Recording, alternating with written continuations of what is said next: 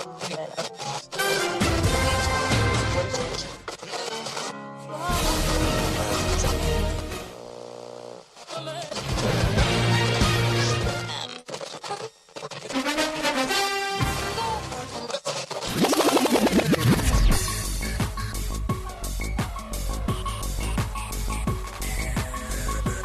on to your headphones and pour your favorite beverage.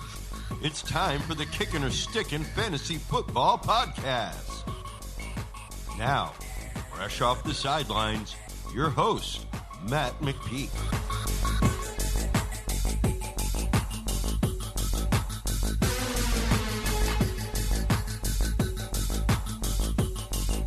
Fantasy freaks and geeks, what is up?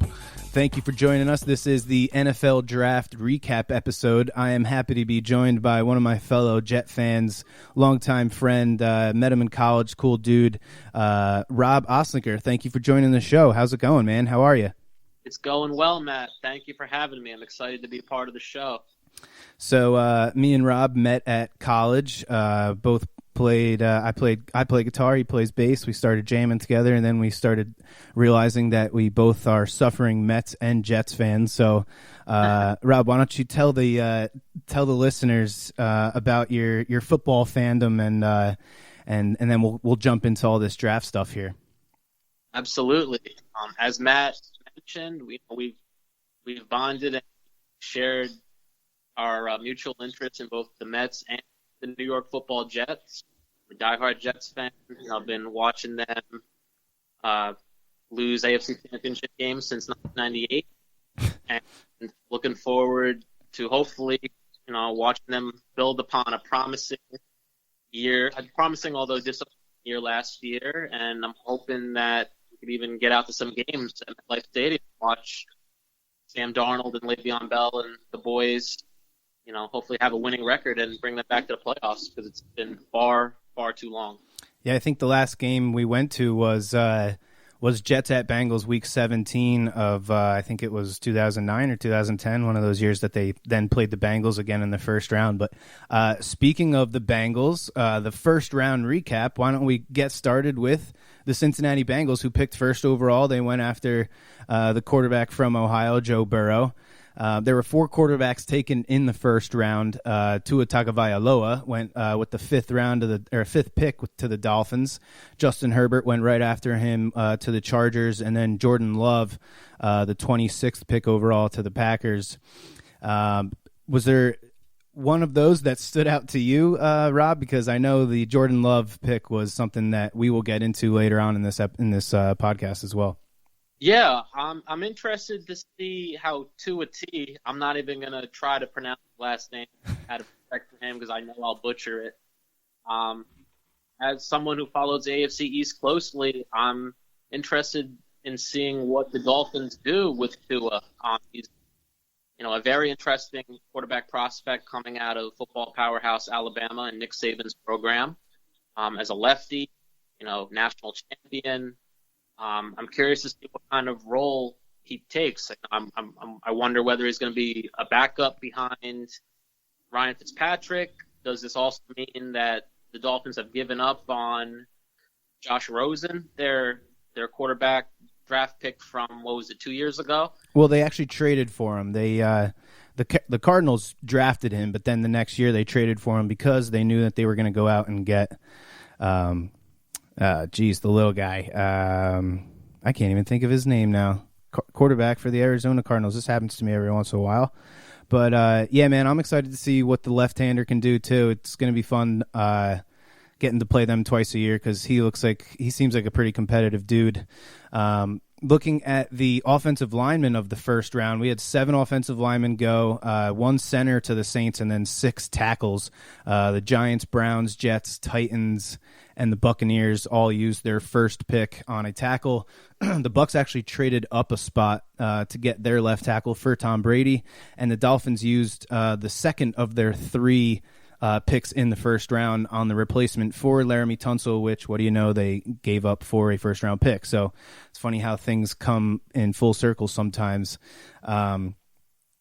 these wide receivers in the first round. This draft could very well go down as the wide receiver, the year of the wide receiver. 6 wide receivers go in the first, and another 7 went in the second round. So altogether, 13 wide receivers go in the first 2 rounds. The AFC West got the boys from Alabama with Henry Ruggs the third, and the Raiders get Jerry Jeudy to the Broncos. Sorry about that. The AFC West got both of them, but Ruggs went to the Raiders, Jeudy goes to the Broncos, and then CeeDee Lamb goes 17th to the Cowboys. The Eagles get their wide receiver at 21 with Jalen Reagor.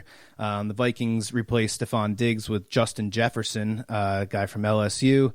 And then the 49ers trade up from 31 to 25 to get Brandon Ayuk. So that's going to be a lot of fun to watch, particularly those 2 guys in the AFC West who were teammates and are going to be playing each other for twice a year for hopefully the next 10, 12 years for those guys. I know I was all about trying to get one of these wide receivers in the first round. Rob, you were all about trying to get a tackle in the first round. So why don't you give us a little bit of something? Give us something about these linemen and these wide receivers that went in the first round. Sure. Matt, as you know, my philosophy in regards to football and winning football games is that games are won in the trenches. As much as I love the big, athletic, superstar receivers and the personality that they bring to the game, it starts up front with the big uglies, big offensive linemen, and I was very happy to see our beloved New York Jets pick a tackle in the first round to protect Sam Darnold. And I think they got a good one with Mekhi Becton, the 6'8", 365 pounds. 6'8". He is an absolute monster. And I think his father, as a quick anecdote, his father is probably the largest human being I have ever seen in my life. It was funny to see, on draft night, like the footage from his home when he got picked. His dad is a very large man, probably pushing 450 pounds, if I were to imagine. I had people texting me asking whether that was the Jets draft pick. I was like, no, bro, that's his father. So then you got to figure he's only going to get bigger. Yeah, exactly. And I'm curious to know whether the Jets picked the right tackle of the 4, because the Giants at selection number 4, they decided to go with Andrew Thomas from the University of Georgia. I honestly, with the 4 tackles that went in the first round, you can't really go wrong with either of them from what scouts are saying. And it's interesting to note as well that the Jets passed on Tristan Wirfs from Iowa, which is, a breeding ground for offensive linemen. Right. Iowa just produces offensive linemen like crazy. Like every year there's a big time offensive line prospect coming out of Iowa. But I like, my prediction was that the Jets were going to pick Mekhi Becton, and they did. And I think he's the true tackle of the group. I mean, he can't, he's not going to play guard like some of the other guys. He's not versatile. Like he's a true tackle. Right. And I'm really excited to see him throw guys around on the field and just be an absolute monster. Yeah, I'm sure Sam Darnold is just as happy about it. All right, so we got another 3 or 4 position groups to get through here. So let's pick it up a little bit. So the 6 cornerbacks go in the first round. The Lions and the Jaguars take corners in the top 10 after both of those teams traded away a Pro Bowl cornerback in Darius Slay and Jalen Ramsey last season. Atlanta drafts A.J. Terrell to fill the hole left by Desmond Trufant. The Raiders take the second Ohio State cornerback in the first round, Damon Arnett. The Dolphins use their 3rd first-round pick on Noah Agbenagany. The only way I'm going to remember that is I'm just going to automatically go back to Benny Agbayani, which, Rob, I'm sure you remember that dude, the Flying Hawaiian. He was good. Benny was the man. Yeah. What a name. And then after trading back to the 31st pick, the Vikings take cornerback Jeff Gladney, the 4th cornerback taken by the Vikings in the first round in the last 8 drafts. They love drafting corners in the first round. And then onto the defensive line. So we had 2 tackles and 2 edge rushers go. Chase Young goes second overall to the Redskins, giving them 2 first-round edge players on defense. The Panthers begin their rebuild with the first of 7 defensive players taken in the 2020 draft with the big Derek Brown. San Francisco uses the pick that they got from the Colts for DeForest Buckner to trade back 1 spot and still get their defensive lineman, Javon Kinlaw. And then the Jaguars take Clavon Chason to pair with first-rounder Josh Allen from last year. So that Jaguars defensive line just keeps getting better by the week. Then looking at the linebackers. So we had 4 linebackers go, starting with Isaiah Simmons to the Cardinals, who could join Darwin Thompson and our boy Jamal Adams as what I like to call tight end erasers, which is exactly what the Cardinals need after being historically bad at covering tight ends last year. Then the Chargers add another playmaker to roam the middle of that defense in Kenneth Murray. Watching him and Darwin James is going to be fun. I'm excited about that Chargers defense. And then the Ravens, they fill one of their biggest needs with Patrick Queen, the 4th of 5 LSU Tigers to be taken in the first round. What did you think of these linebackers that all went in the first round, Rob? I like the Jaguars' selection of K'Lavon Chason. I hope I'm saying his name correctly. Yeah, I definitely butchered it. At 6'4", 255 pounds, he's an excellent pair or a combination with their second-year pass rusher Josh Allen, and it helps the Jaguars move on from potentially losing Yannick Ngakoue, which it looks like they're going to since he's requested a trade. Same thing with Jordan Brooks in Seattle. It helps them move on from Michael Kendricks, and he pairs very, very well with Bobby Wagner and KJ Wright, and it improves upon a disappointing Seattle defense from last year, and hopefully it'll allow the Seahawks to get back to having a top 10 defense, which they've been known to have in years past. Last year they were, they regressed, but I mean that combination of Brooks, a first round linebacker talent along with Bobby Wagner and KJ Wright makes them very formidable. And I also think it's very interesting in terms of the Baltimore Ravens. They went after Jordan Queen from LSU, who's an undersized linebacker at 6 foot, 230 pounds, arguably considered the best inside linebacker in the draft, and who will fulfill the role of Patrick Onwuasor, that dynamic undersized inside linebacker who left to play for our New York Jets, and a player who I really look forward to watching play because he is a rare talent at the inside linebacker position. He could cover, rush, very dynamic, very capable in both the pass and the run game. And Jordan Queen is the player that the Ravens hope will take over for Onwuasor as that jack of all trades middle linebacker. Right. And then rounding out the first round, we had the Kansas City Chiefs take the first running back of the draft in Clyde Edwards-Helaire, who caught 55 balls in 15 games last year, second most catches amongst running backs in college football. And we know how much Andy Reid loves to get his running backs involved in the pass game. So a couple things that stood out to me from the first round. CeeDee Lamb that goes to the Cowboys with so many holes on defense. Amari Cooper's $100 million deal this offseason, and then the Cowboys using a third-round pick 2 years ago on Michael Gallup. I was kind of surprised that they went wide receiver, but you can't blame them when a guy that talented is sitting there staring at you. Absolutely. Two teams that used their first pick on a position of strength. You just alluded to one of them. The Seahawks take linebacker, even though they have KJ Wright and Bobby Wagner. They might have been better suited for them to go after an edge rusher, since it seems like they're not gonna be re-signing Jadeveon Clowney. And then the Titans, they take a tackle at 29th overall, even though they got Taylor Lewan and Dennis Kelly both signed through 2023. So I don't know if this dude's really going to be playing anytime soon. Maybe they decide to kick him into guard and and groom him for when one of those two guys inevitably does retire. But kind of interesting. So let us get to the the second round standouts. The first round guys get all the hype, but there's plenty of really good football players that get drafted in the second round. So to me, the 33rd pick, the Bengals take T. Higgins after using the franchise tag on A.J. Green.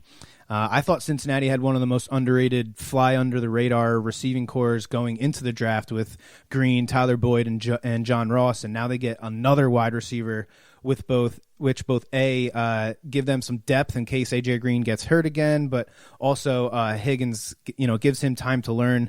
You hear a lot about how wide receiver is one of the harder positions for rookies to adjust to. It's not very often you see a rookie year like Anquan Bolden roll around from wide receivers. With the 34th pick, the Colts get T.Y. Hilton, a running mate at wide receiver, by using their first pick on Michael Pittman. He's going to be looked at as the number 2 there, but I wouldn't be surprised if he eventually takes that number 1 spot. They got another wide receiver in the 6th round as well, so that's Desmond Patman, who played with Gardner Minshew at Washington State in that air raid offense. So 2 wide receivers go in the first 2 picks of the second round. Looking at the 35th pick, the Lions take the second running back in the draft in the second round with DeAndre Swift from Georgia. He was a big-time player in college, and you don't draft a guy like that in the second round for him to split carries, in my opinion. So, which is why I'm kind of worried about Kerryon Johnson, who was also a second-round pick in 2018. Johnson missed 6 games in 2018 and another 8 games last year. And he was already kind of in line to lose some carries to Bo Scarborough, who actually had a higher yards per carry than Johnson did last year. In more games played too, so not looking good if you're a Kerryon Johnson owner in Dynasty. And then 38th pick, the Panthers take defensive linemen back-to-back first and second rounds, and they actually drafted all defensive players with their 7 picks. So that first set of picks in the second round, definitely some big names and some big impact players. The next one to me is with the 41st pick, the Colts used their second-round pick on running back Jonathan Taylor, who profiled as like the most prototypical workhorse back, the guy you give the ball to 20 times a game. Obviously, this is bad news for Marlon Mack, who also was in line to lose out on some touches to Nyheim Hines, with Phillip Rivers as the quarterback who loves throwing the ball to running back. So, Rob, so far in this second round, any of those picks really stand out to you? You got anything to add in about those guys? In regards to those guys in particular, admittedly, no, I don't have really anything to add. I think you did a great job of breaking down those particular picks. What stood out to me in the second round, I liked what the Giants did with the 36th pick, selecting Xavier McKinney from the University of Alabama. Mm-hmm. He's considered to be the top safety in the draft and who should be a day 1 starter, replacing Antoine Bethea. Yep. Many scouts compare him Patrick Chung, being that type of safety, that type of role player in the secondary. What I found very interesting as well is with the very next pick at 37, the Patriots, with their first selection in the draft, selected a Division II prospect, Kyle Duggar, from Nor Rhine. Shout out to Division II football. You and I both know about Division II football very well from our Bloomsburg Husky days. Oh yeah, quite a bit of very, very good Division II football in our time spent at Bloomsburg. But as we both know, and I think you'll agree with me, there is a big competitive difference between D2 NCAA football and the National Football League. So I'm very curious to see how this is going to transition to the NFL. Bill Belichick, he must know something that nobody else does. Yeah, it takes balls to take a Division II guy in the second round, especially after they've let so many of those big time defensive players for them walk away. But yeah, it's definitely gonna be fun to see, what he turns into and what what Xavier McKinney turns into. And I know the Jets got a safety that you're pretty high on as well, so we'll get into him when we hit up on the third round. But to continue on with the second round, so the 43rd pick, the Bears take tight end Cole Kmet. They signed Jimmy Graham, then released Trey Burton a week before the draft, with Jimmy Graham showing him what's up. He averaged 130 targets in 3 seasons from 2011 to 2014 with 46 touchdowns. And Matt Nagy, as the play caller, he was the offensive coordinator in Kansas City in 2017 when Travis Kelce had the team high 122 targets. So I think Cole Kmet could be a good sleeper if Mitchell Trubisky can pull it together. And even if he doesn't, we all know Nick Foles has shown he can support good tight ends as well. The Bears are who we thought they were. 2017, Foles targeted Ertz 23 times in 2 games. 2018, Foles targeted Ertz 50 times in 5 games. So he definitely likes to throw the ball to his tight ends. Hopefully, whichever quarterback plays in Chicago can keep Cole Kmet going. 45th pick, the Tampa Bay adds another young piece to their secondary with safety Antoine Winfield. Last year, the Buccaneers had 4 defensive backs that played over 50% of the snaps that were drafted in the past 2 years. So a lot of really young guys there. But as we know, our defensive coordinator down there, Todd Bowles, he's definitely much better as a coordinator than he is as a head coach. But if there's one thing that he's good at, it's coaching up DBs. So I'm sure that all those young guys will get plenty of work there. With the 46th pick, Denver goes wide receiver with back-to-back first and second round picks. They take KJ Hamler from Penn State. I've heard a lot about how Denver is this huge sleeper now that they have this stacked wide receiver core with Courtland Sutton, Noah Fant, Jerry Jeudy, KJ Hamler, but their quarterback is still Drew Lock, who only played 5 games last year, and he had about 30 yards less per game than the league average, and he had over a half yard per attempt less than the league average. So I'm not gonna jump all over the Drew Lock Denver Broncos hype train just yet. I still think under Nick Fangio that wants to run the ball. That's why they signed Melvin Gordon, even though they had 2 good running backs on their roster. And I think they want to play defense, man. 5 of this year's draft picks were defensive players. And then just rounding out the 40s, at least in the second round, the 49th pick, the Steelers take wide receiver Chase Claypool from Notre Dame with their first pick. The Steelers are one of the best franchises at developing wide receivers for the past 10-plus years.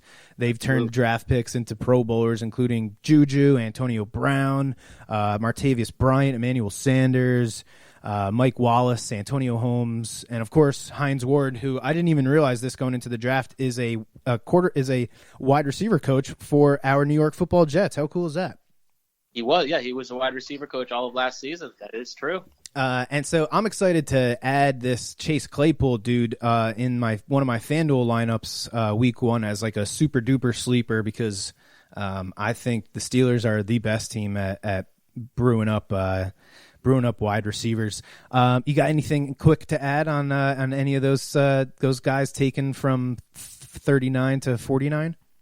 Yeah, I like the Bears' selection of Cole Kmet. I've read a lot of people questioning that pick, thinking that they have more pressing needs elsewhere. But the fact is they need to improve upon their 31st ranked tight end unit from last year. And I think him, drafting Cole Kmet along with signing the veteran Jimmy Graham gives them a formidable tight end pairing. And especially with this guy being 6'6", 260, he's got that big prototypical tight end, modern day NFL body type for Mitchell Trubisky to utilize in the passing game. The Bears, they should definitely have a much improved tight end tandem going into this upcoming season. That I do like that pick quite a bit. Yeah, I couldn't agree more. He should be pretty good.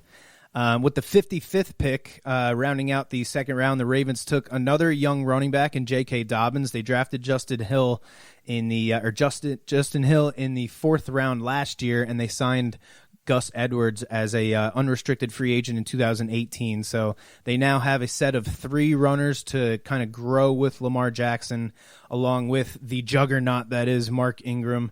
Dobbins makes me worry about Ingram, though, who was the number 8 running back in half PPR last year. I doubt he even finishes in the top 12 now with them bringing on J.K. Dobbins. And then at 62, the Green Bay Packers, I guess they felt like they didn't screw up big enough with their first pick, so they went out and they drafted a running back in the second round, despite having Aaron Jones, who finished as the number 2 running back in half PPR last year and the number 3 non-quarterback overall player behind only Christian McCaffrey and Michael Thomas. So this kid, A.J. Dillon from Boston College, might phase out Jamal Williams or both him and Aaron Jones. Dillon is drawing comparisons to Derrick Henry right now because of their pretty much identical combine measurements. It's kind of freaky if you go and look at them. It's hard not to look at what the Titans did in 2017 when they drafted Derrick Henry in the second round, even though they had DeMarco Murray on the team. Matt LaFleur was the head coach of that, who's the head coach of the Packers, was on that Titans coaching staff when they decided to do that. So we could be seeing the beginning of a big shift with the Green Bay Packers. Let's jump into the third round here, and let's start with the Jets at 68th overall. They get themselves the safety from University of Cal, Ashton Davis. From what I've read and heard the night of the draft, he's an uber athlete and super versatile. I was listening to Boomer and Gio actually on The Fan the other day, and they were interviewing Jets GM Joe Douglas, and he said he fits the mold of a guy that defensive coordinator Greg Roman wants on defense, and the team sees him as someone who can come in and immediately be a dominant force on special teams, is what he said. I don't understand using a third-round pick on a guy that you see as a mainly special teamers, but if you're telling me he's going to play the role of that roaming linebacker / safety, the dude who can cover a tight end but also be effective blitzing and play the line of scrimmage against the run and do all that, he sounds a little bit too much to me like Jamal Adams, who we already have. But Rob, I'll let you defend that pick because I know you're excited about this kid. Yes, I am excited about the potential that this kid brings to the table. I like the fact that he's a true underdog. He walked on at Cal.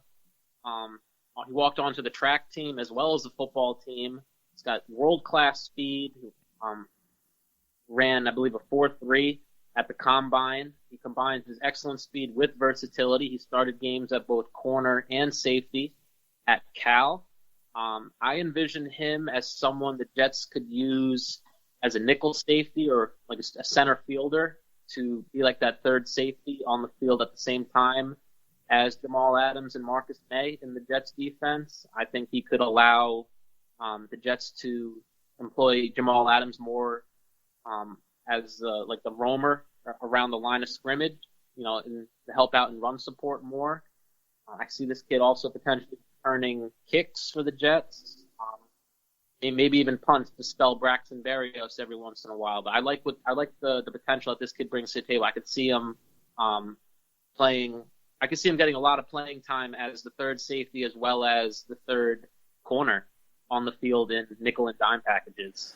What about the 79th pick when the Jets went and they get Jabari Zuniga, defensive end from Florida? Hopefully he's nothing like Jaqui Pulite from last year, who was cut before the season even started. How you get yourself cut as a third round pick before the season even starts, I don't know. But what do you think of this defensive end that they get from Florida? Yeah, I feel as though like Greg Williams must have saw something on tape that he likes about this kid, and I feel as though a big reason why Jaqui Pulite, the reason why he was cut was probably because Greg Williams didn't like what he saw from him. Uh-huh. Kid has a lot of upside from what I understand. He's coming off injuries, but he's got explosive speed. I feel like the Jets have a pretty formidable defensive line. I feel like this guy could be a good rotational lineman, maybe like a situational pass rusher coming off the edge. I feel like it's one of those low-risk, potentially high-reward picks, barring that this kid can recover from injuries that he sustained his senior year in college. Yeah. I think it's worth rolling the dice and taking a gamble on him, and I'm hoping that Greg Williams could utilize him to his full potential. Yeah, hopefully. All right, let's move on. We got a couple minutes here, but we got a lot left to go to, so we're definitely going to go over on this podcast, but that's all right. There's a lot to get to in this draft. So the 80th and the 81st picks, the Raiders take two wide receivers with back-to-back third-round picks in Lynn Bowden and Brian Edwards. Bowden is a super versatile guy. They can give him the ball as a running back. He takes snap as quarterbacks. He can run routes, return kicks. He'll be the Raiders' gadget player with John Gruden. We'll have fun scheming up some plays for him. Brian Edwards fits more of the deep threat mold. He's 6'3", and he's a physical guy, so he's going to be fun watching running alongside Henry Ruggs. At the 84th pick, the Rams take defensive end Terrell Lewis, who had a bunch of injuries at Alabama, but if he can get coached up, he should be one of the steals of the draft, getting him in the third round. At 86, the Bills get their presumptive replacement for Frank Gore with the 5'9", 223 bowling ball that is Zach Moss. Have fun and go watch his film from college. He just ran through dudes. The 89th pick, the Vikings used their third rounder, Cameron Dunstler, the second of 5 defensive backs drafted by Minnesota, second of 3 corners. They had 3 corner spots to fill, and they did that. So good on them. The 92nd pick overall, the Ravens take their first of 2 wide receivers in the draft with Devin DuVernay from Texas. He was third in college football with 106 catches. One of only 4 players with over 100 catches. The other wide receiver Baltimore took in the 6th round was another one of those 4 guys that had over 100 receptions. The Ravens were very, very busy in the 3rd round. 93 overall, the Titans draft a complimentary back to Derrick Henry with Darrington Evans. He's a fast dude. He was also a kick returner. He seems like he's going to fit very well in that Titans zone rushing scheme. Quick one thing about him, 482 carries in college with no fumbles, so Mike Vrabel's going to like that. At the 98th pick, the Ravens take Malik Harrison, the second linebacker they drafted to replace their pair of linebackers they lost in free agency. Harrison and Queen should benefit from the improved defensive line in Baltimore with the additions of Calais Campbell and Derek Wolfe. At 103, the Eagles get their much-needed linebacker with the super versatile Davion Taylor. This dude is interesting. He played very little football, only 1 high school game because of religious reasons, and only 24 college games. But he is apparently a poor man's Isaiah Simmons with crazy explosiveness, the speed for a linebacker, explosive speed for a linebacker, and he's a short tackler. He might even be able to cover tight ends, so he's going to be fun to watch. And then with the 105 pick, the Saints take my dad's boy, Adam Troutman, tight end from Dayton, Ohio. 6'5", 225, which is an inch taller and 5 pounds heavier than George Kittle. So that kind of puts you in perspective of what kind of size this dude has. He fits the perfect mold of a tight end. He's got the body control of a former basketball player, also a former QB. He's going to be in a great spot with Drew Brees, who knows how to throw big tight ends open, and they're definitely going to dust off some of those Jimmy Graham plays. So overall with the draft, the team, there was 3 teams, 4, no, I'm sorry, 1, 2, 3, 4, there were 6 teams with over 10 selections. The Vikings had 15, the Jags and the Dolphins had 12, the Eagles, Patriots, and Giants all had 10 picks.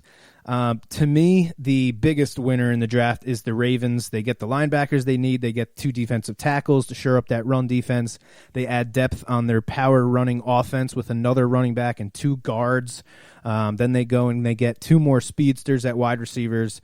The Ravens, to me, continue to just dominate drafts. Even without Ozzie Newsome, they've been doing a really awesome job for the past couple years. The Broncos add 3 wide receivers and a pair of interior offensive linemen to completely restock on offense. And then one team that we both agreed on, the New York Jets. Why were they winners, Rob? Go ahead. Well, I believe the Jets were winners for a couple of reasons. They got their franchise left tackle in Mekhi Becton, which who I spoke of earlier. The big wide receiver, Mims from Baylor, fills the void that the Jets had with Robbie Anderson leaving in free agency. He's a big, fast receiver at 6'3", runs a 4.3 40, excited to see what he could bring. Yeah, I think he could even possibly be better than Robbie Anderson. So hopefully we'll see how that goes. He has that type of potential. And I spoke to not too long ago Ashton Davis, the underdog, safe college walk-on at Cal, and as well as some later round offensive line and defensive line depth that the Jets added, in addition to also a backup quarterback and a very good punter prospect who I'm excited about. Yes, defense wins champion. I'm old school when it comes to football, Maddie. You know this, and games are won in the trenches, but and with that, field possession matters as well. So I get excited over good punts. I think I saw the Jets and the Falcons are the only teams to draft punters, so yes. That'll be a fun thing to track, is which punter stays in the league the longest. The Bengals are another winner to me. They get their hopeful quarterback for the next 10 years. They add depth to a strength by taking T. Higgins in the second round, and then they add 3 linebackers to fill those big needs that they had in the middle of the defense. Excuse me. Like I said, the Cowboys, they get CeeDee Lamb with the third wide receiver off the board. Could be an absolute steal.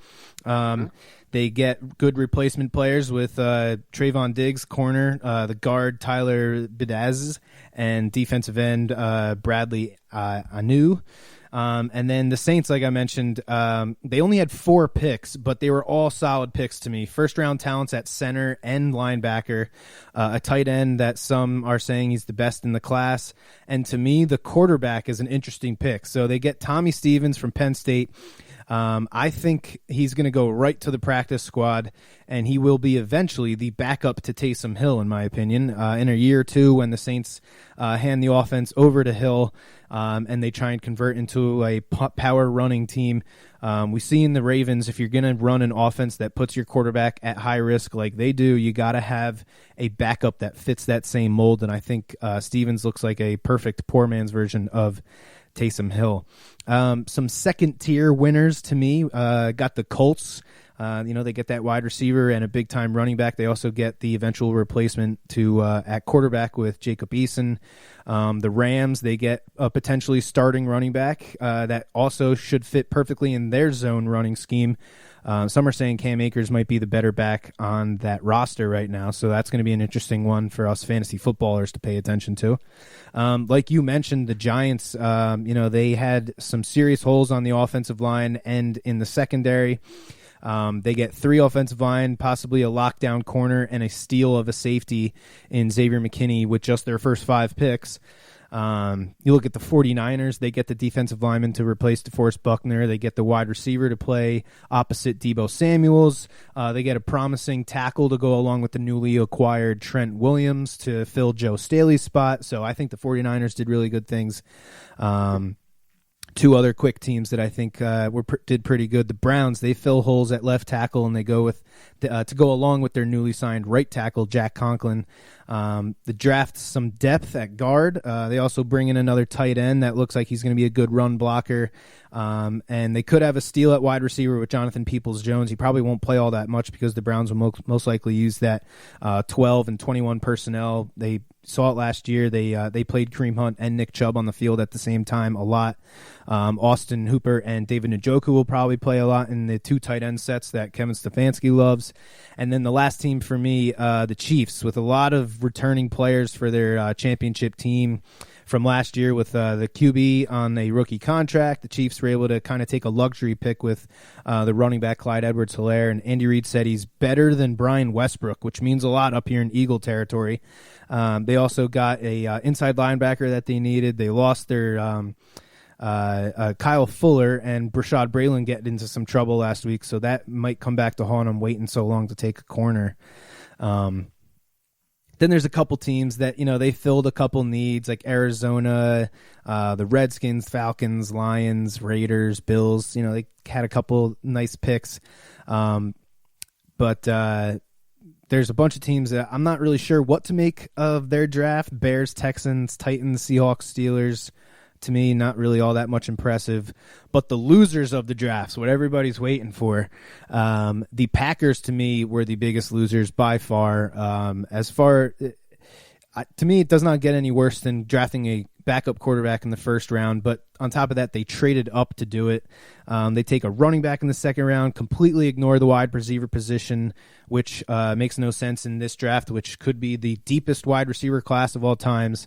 And then, sorry, Philly, but I think the Eagles are also a loser. I think, Rob, you had the Eagles as a loser as well, right? I did. I thought they reached and they took an unnecessary gamble with selecting Jalen Hurts in the second round. I feel like they could have waited until the third round, potentially maybe even the fourth round to select him. With Carson Wentz under contract, selecting Hurts, it just doesn't make a whole lot of sense. There's been a lot of criticism of his ability to throw the ball. He's more of a runner, more of an athlete, maybe like a Taysom Hill, Brad Smith type of player. Right. They also settled for the fourth best receiver in the draft. CeeDee Lamb and Jerry Jeudy. They were those echelon type guys were selected before the Eagles had a chance to take their receiver, and they missed out on CeeDee Lamb at the Cowboys' expense, which has got to hurt as well. So sorry Eagle fans, sorry everyone down there in Conshohocken where Matt's at. The Eagles, they could have did a lot better in the draft. I agree. Two other teams that we have as losers. We'll wrap up the podcast with this. The Chargers, they decided not to trade up to go get Tua Tagovailoa, and they end up with Justin Herbert to compete with Tyrod Taylor at quarterback. They did not address left tackle at all after trading away Russell Okung, and they waited until the fourth round to get their replacement of Melvin Gordon, which is good news for Austin Eckler, but I think at some point this season they're going to need a running back that's bigger than 5'9", maybe 200-pound Austin Eckler. There's just no replacement for one of those, on 4th and 1 when you need a dude to get you that rough yard. You need a guy that can stick his nose in there.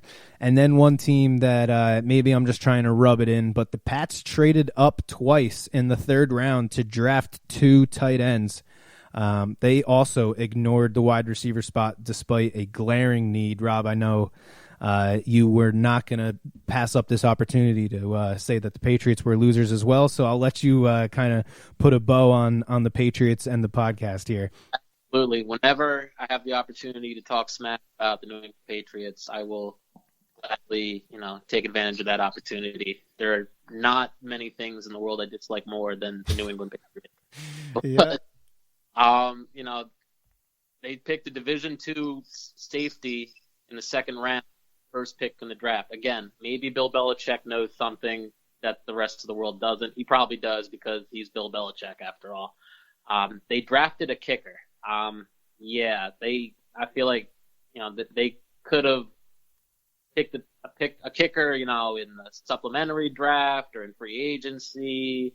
In the Canadian Football League, I don't feel as though they really needed to draft a kicker. But again, maybe this guy will be like the greatest kicker of all time. Who knows? Yeah, maybe it's the next Gostkowski.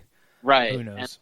And they also, they took some linemen who are, in day 3 after, all the highly touted lineman prospects were already off the board. So are these guys going to be camp bodies, or are they going to round out the roster?